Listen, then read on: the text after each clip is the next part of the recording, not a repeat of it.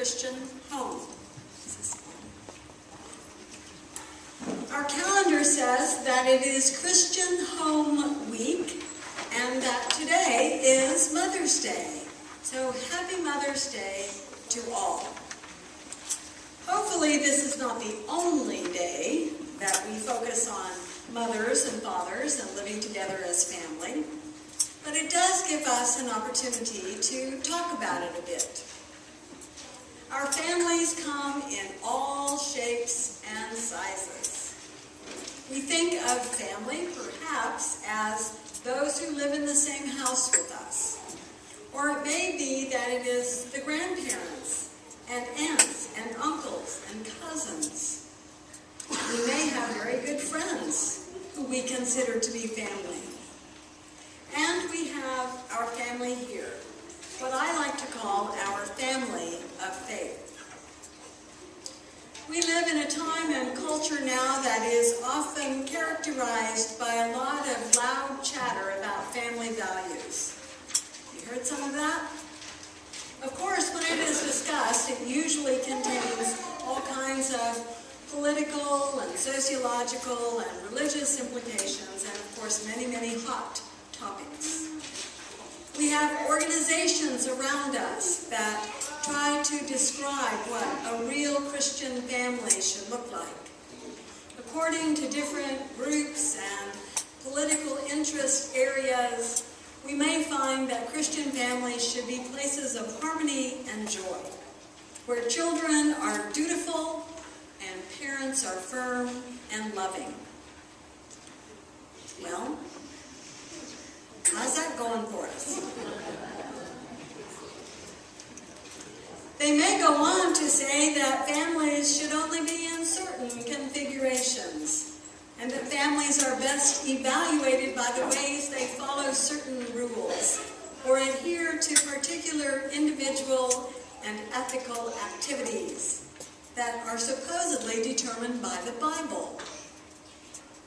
You know, it can be a challenge today to find our own family values, to listen to all the things that we hear and to sift through them in a way that becomes what's real for us, and then to put those values into practice. So let's turn for a moment to today's scripture. It, believe it or not, is a guide for family life. Let's take a look. In those verses that we heard today, it seems to me that we have Luke's prescription for a Christian family in the very richest sense. It turns out, according to Luke, that Christian family has little to do with hot topical social issues, or believe it or not, even dutiful children. What it does require is radical commitment to one another and to the wider Christian community. So let's remember that phrase about commitment to one another. Let's take a look at how this description of the early Christian community might apply to our own families and our family of faith. Look at what built them. Look at the faith that started them as that early Christian family. Hear this sentence again from our passage today. They devoted themselves to the apostles' teaching and fellowship, to the breaking of bread and the prayers. This is the earliest listing of what came to be called practices or habits or priorities that nurtured the Christian family, the Christian community. First of all, they devoted themselves to the apostles' teaching. A mark of authenticity and health in a family is what it does with the teachings of Jesus and those early Christian leaders. We are invited to open the scripture texts that have come down to us in their name. In other words, read the Bible. We are invited to dwell and take some time with the words of Scripture, to pay attention to the teachings of Jesus to our world today. We remember the greatest commandment that Jesus gave about loving God and loving our neighbor as ourselves. The second part that happened with this early Christian community was that they devoted themselves to fellowship. A mark of vitality in a family is the quality of people's relationships and their efforts to include others in those relationships. That also means our spiritual fellowship, the ways that we connect through our whole beings. I like to call this face-to-face time. As you know, Rick and I traveled to Pennsylvania this past week for a few days because we needed some face-to-face time with family. It was important for us to see his mother and father in person after their recent health issues. Of course, we have been in constant touch with them by telephone, and all of his siblings call or text us regularly. But there is a difference in being with someone in person, to see their eyes and the look on their face, to hear their voice and see their expression, to talk in depth and hold hands in prayer. I'm very glad to say that Mom and Dad are doing a lot better, and we were grateful to be able to see them. We had a good visit, and I thank you for your support for that time. That's the kind of support that we give to each other as family. We give each other our face-to-face time. And we do that with our individual families, and we do that with our family of faith.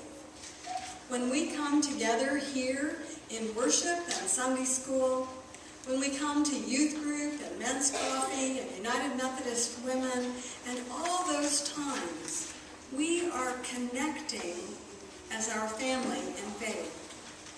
There are lots and lots of ways that we communicate, to be sure. But I believe that when we really want to connect and grow in our spiritual fellowship, we do that best in person, face to face. So with our commitment to fellowship, our commitment to one another, people in the family are made to feel at home, growing close enough for genuine rejoicing and encouragement and support. Scripture also says that they devoted themselves to the breaking of bread. Now, in our congregation here, we surely know the way to break bread together. We eat well and often, and that's a good thing. Some people would even say that's part of the definition of being a United Methodist. When we think about breaking of the bread, we also think about it in our terms of the Lord's Supper, when we gather and are fed by the sacrament. We experience Jesus through this sacred meal that he consecrated. When we gather as our own families, we also share in common meals. It is a time when we connect with each other. Maybe it's some of that face-to-face time. And it is a time to give thanks to God for our many, many blessings. The early community also devoted themselves to prayer. A mark of authenticity for each of us is our involvement in prayer. And more than just a part of our worship when we come together as a group, prayer is for each of us the opportunity to commune with God. It is a time that we may together share in our joys and concerns and lift them to God. There are many ways to pray. We each have our own. But to be devoted to prayer means that we pursue praying intentionally and with energy.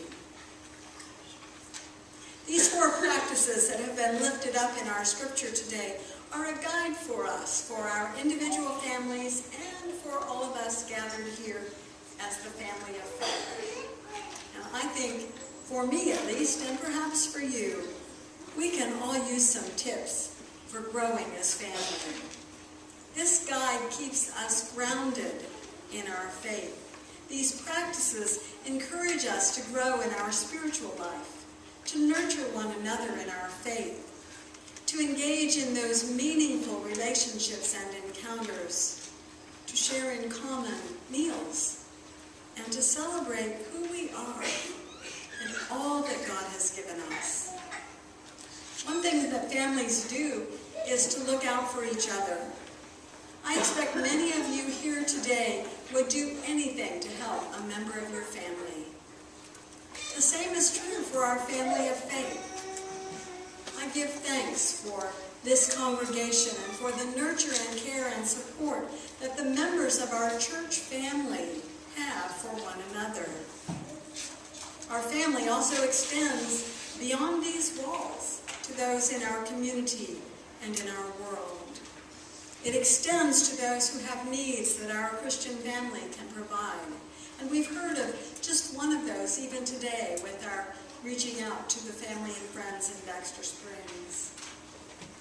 By reaching out to others in the spirit of Christian family, it is a way that we can embrace those who have special needs, those who may be poor or searching or looking for something that we as a family may provide. When we do that, we enlarge what it means for us to be family, and we put our faith into practice. Living and growing as family is an ongoing journey for all of us. It is a journey that God takes with us each and every day. May God bless your family at home. May God bless our family of faith here. And may God bless the family that we continue to grow with our neighbors here and around the world. Thanks be to God for the gift of family. Amen.